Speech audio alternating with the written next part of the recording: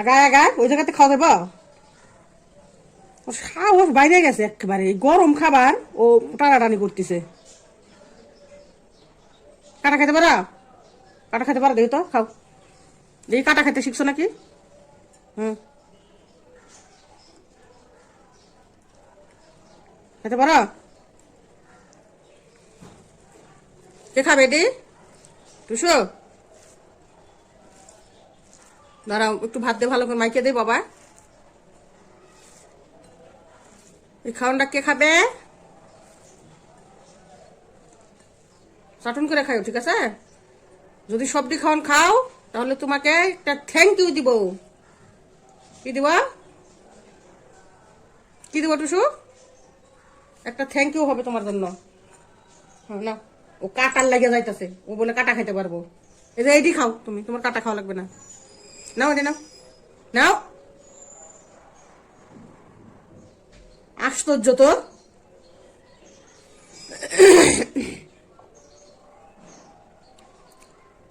নাও, বিছানা ফেলাও না। নাও, নাও খাও। চাটন করে খাও সব, ঠিক আছে?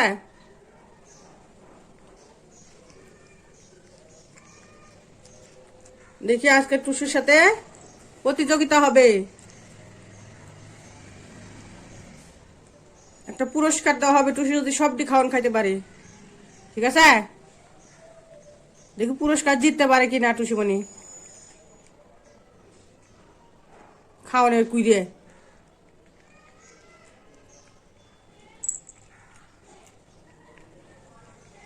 সুন্দর মতো খাও।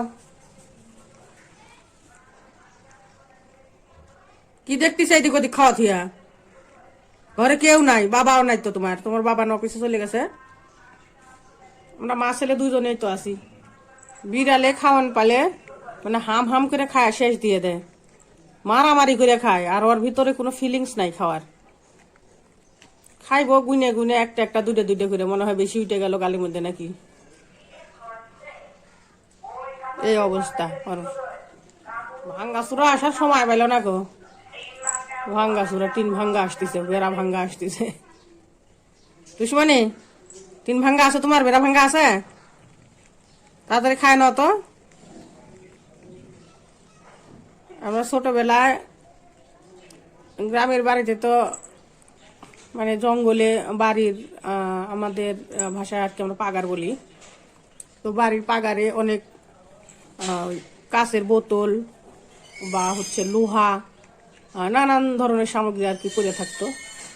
ওইগুলো টুকা টুকা আমরা যে টানা, বা এখন ঢাকা শহরে এসে এই টানা কথাটা শিখছি। তো যখন গ্রামে ছিলাম তখন কিন্তু ওইটাকে আমরা কটকটি বলতাম, যেটা আমাদের মানে মা বাবারা বা মা চাষিরা বলতো, সেটা শুনে আমরা শিখছি। বলতো যে কটকটি। তো ওইটি খাইছি আর কি, আবার সোন পাপড়ি। আর এই ঢাকা শহরে ওইগুলো নয়, এগুলো টাকা দিয়ে বিক্রি হয়। অনেক সময় মশলাও নিয়ে আসে, আগে নিয়ে আসতো আর কি, যদিও এখন আর দেখি না। নানান ধরনের মশলা দিত আর কি, ভাঙ্গারি দিয়া, বোতল দিয়া। এখন দেয় কিনা যদিও বা ওরকম জানা নাই কেউ। আগে থাকতাম অনেক যৌথ ফ্যামিলির মতো, তখন আর কি অনেক লোকজনের সাথে বাইরে টাইরে আসা হতো, এর জন্য অনেক কিছু দেখা হতো। আর এখন যত বা থাকি না কো যৌথভাবে, সেক্ষেত্রে আর ওরকমভাবে বাইরে যাওয়া হয় না, মানে তেমন কোনো কিছু দেখাও হয় না কো, এটা আর কি। আর সব সময় বাসায় থাকি, টুসুমণিকে সময় দেই, বা সাংসারিক যে কাজগুলো এগুলো করি, বেশি একটা যাওয়া হয় না কো কোথাও। টুসুমণি মনে হয় চ্যালেঞ্জ নিতেই পারবে, মাশাল্লাহ। হ্যাঁ, নাও, আপনারা সাথে থাকবেন, দেখেন আসলে টুসুমণি চ্যালেঞ্জ আসলে নিতে পারে কিনা, পুরস্কারটা জিততে পারে কিনা দেখেন।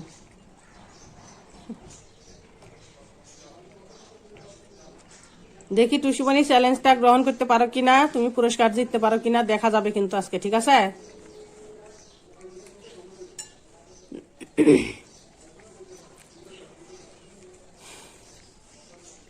আমার টুসুমণিকে পালতে যায় আমার অনেক মানে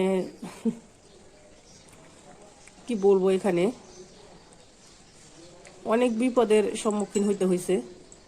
যদিও বা কখনো এর আগে আমি বিড়াল হাত দিয়ে শুয়েও দেখি নাই।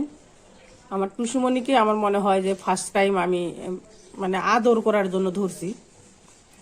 অন্যান্য সময় যদিও বা হাত দিয়ে শুইছি কিনা জানি না, মনে পড়ে না, ধরলেও মানে রাগে ধরছি, যে মারার জন্য হোক বা ধাওয়া করছি বাড়ি থেকে বের করে দেওয়ার জন্য হোক। আমার বাবা তো অনেক বিড়াল পছন্দ করতো, তো আমি বাড়ি গেলে আমি রাগ করতাম। বিড়াল ঘরের মানে রান্না করা খাবার চুরি করে খায় নেয়। গ্রামের মানুষ তো এত সব আটকাট করে রাখতে পারে না। তো যদি বেশি রাগ হয়েছিলাম, আমি একবার ঢাকা শহরে মানে ছোট মাছ নিয়ে আসতে চাইছি, মানে রান্না করে দিবে মা। তো যদিও বা খুবই সকালে আসতাম আগে, তো সকালে রান্না করা মানে পসিবল হতো না। তো সেক্ষেত্রে রাত্রে রান্না করে রাখছে ছোট যে নদীর ছোট মাছগুলো, নানান ধরনের বেলে, পুঁটি বা চিংড়ি, অনেক ধরনের মাছ মিলানো। ও রাত্রে চুরি করে ওই মাছগুলো নিয়ে খাইছে, একবারে মাঝখান থেকে খাইছে। সকালে ওইটা দেখে আমার মাথা তো গেছিল প্রচন্ড গরম হয়ে। বলছিলাম আমার মায়ের কাছে যে আমি পরবর্তীতে বাড়ি আসে যেন আমি আর বিড়াল না দেখি। চাটন করতেছ? চাটন চলে যাবে এখন নিচে, বারান্দা চলে গেল।